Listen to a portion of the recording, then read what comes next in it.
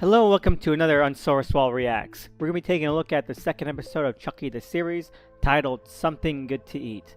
Sounds Halloweeny. Now, with the last episode, we got a really great first outing that played to the strengths of the franchise.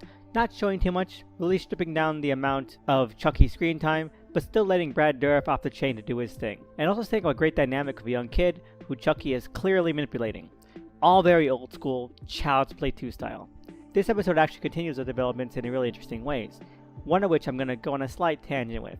Now, as mentioned in the last video, the main character of this series, Jake Wheeler, is a young gay teen who is both bullied by his peers and his own abusive father. The actor, Zachary Arthur, plays it off incredibly well, giving this heartfelt and heart-wrenching emotional performance. In this episode, we get a scene where Chucky and Jake bond over his sexual orientation and Chucky's own gender-fluid child, Glenn/Glenda. And it's actually a really great scene, just not for the reasons people seem to be saying it is. While it is great that Mancini is bringing in subject matter that is so personal to him to the forefront of the series, I've seen a lot of discourse already about how this makes Chucky some sort of gay ally, when I think the opposite is true. While the franchise is now rich in LGBT themes, as a character himself, Chucky has acted as a callous and cruelly emotional manipulator of children, baiting him into his own agenda. And why this bonding scene works is because it's the underlying thread of the scene, him emotionally ingratiating himself into the life of this vulnerable kid. It's horrifying and kind of tense.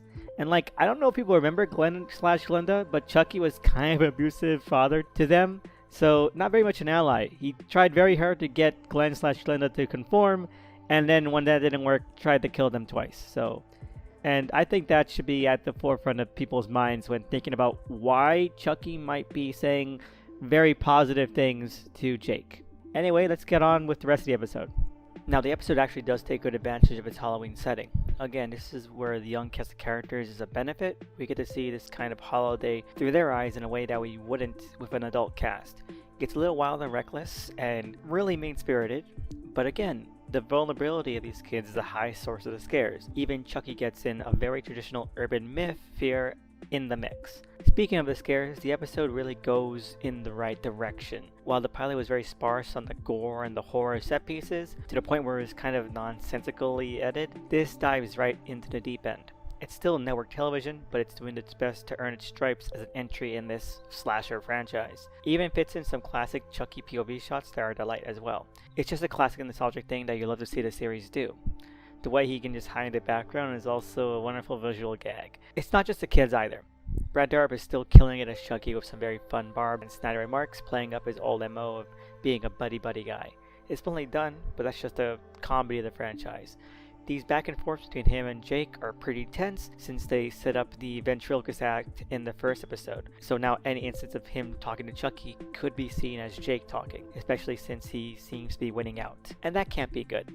Like for the other side of the law, we get the requisite cops suspect the kid scenario, and I have to hand it to the adults. They show a great amount of emotion and depth. Not too much, they're not the leads, but enough to show that Devon Sawa is a highlight as Jake's kinda understanding uncle. It's always nice to see authority figures in horror that are reasonable and that take into account the child's feelings. One thing I did note that I didn't last week is that the title card seems to be changing every episode. Last week having the title logo formed together from doll parts, and this week with knives and pumpkins, befitting certain themes and aspects of those episodes respectively. It's eerie and fun, and I can't wait to see the variations throughout the season. Overall, it's another solid episode. It's got some scares, it's got some tension, and I just love so much that it doesn't feel too episodic or serialized. Like concise chapters in the story, it does feel like it's rounding itself out in a natural way. Overall, 8 out of 10, 2 thumbs up, and I can't wait for episode 3. It's really turned out to be one of my favorites in the franchise if it keeps up this level of quality. Anyway, comment below what your thoughts on the series are so far, if you think it stacks up to the movies, if you're even watching, and don't forget to like and subscribe, and see you again next week.